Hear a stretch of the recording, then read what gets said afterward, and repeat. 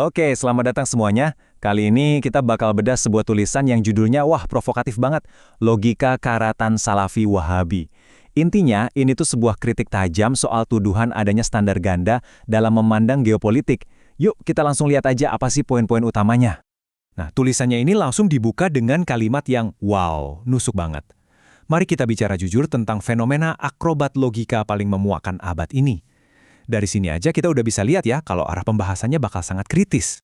Oke, kita masuk ke bagian pertama yang membahas inti tuduhannya. Si penulis menyebutnya logika karatan. Apa sih sebenarnya maksudnya karatan di sini? Yuk kita coba kupas lebih dalam. Jadi intinya gini, penulis menuduh kelompok yang diidentifikasi sebagai Salafi Wahabi ini melakukan apa yang ia sebut akrobat logika. Maksudnya apa? Katanya sih mereka ini keras banget ke sesama muslim, tapi malah jadi manis dan tunduk sama kekuatan barat dan Zionis. Bener-bener kontras gitu kan? Nah, untuk mendukung tuduhannya ini, penulis nggak cuma ngomong doang, dia ngasih contoh kontras yang tajam banget, yaitu perbandingan sikap terhadap Iran dan Amerika. Ini nih bukti utama yang diajukan, ayo kita lihat. Lihat deh di sini, kontrasnya kelihatan jelas banget kan?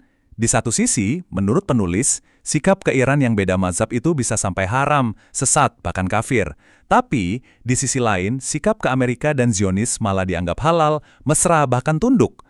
Nah, inkonsistensi inilah yang dipertanyakan habis-habisan sama penulisnya. Penulis lalu melontarkan pertanyaan retoris yang super sinis. Apakah Paman Sam itu ahli sunnah? Ini jelas bukan pertanyaan buat dijawab ya.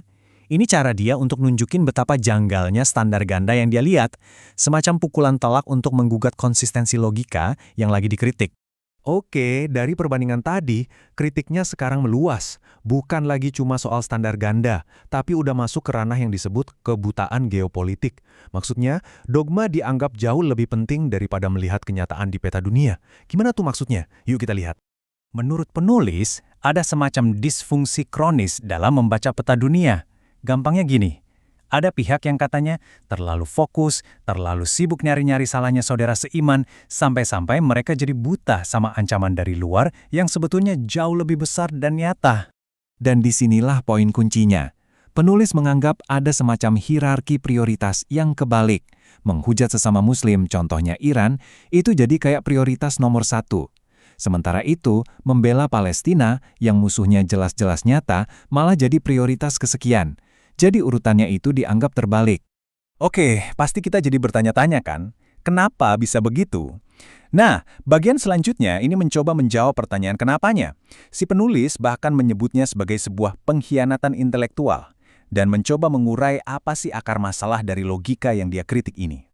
Argumen penulis cukup berani nih. Dia bilang, logika semacam ini ada bukan karena murni prinsip agama, tapi lebih karena dogma buta yang, katanya, didikte oleh donatur dari luar. Inilah yang dia sebut sebagai pengkhianatan intelektual yang paling mendasar.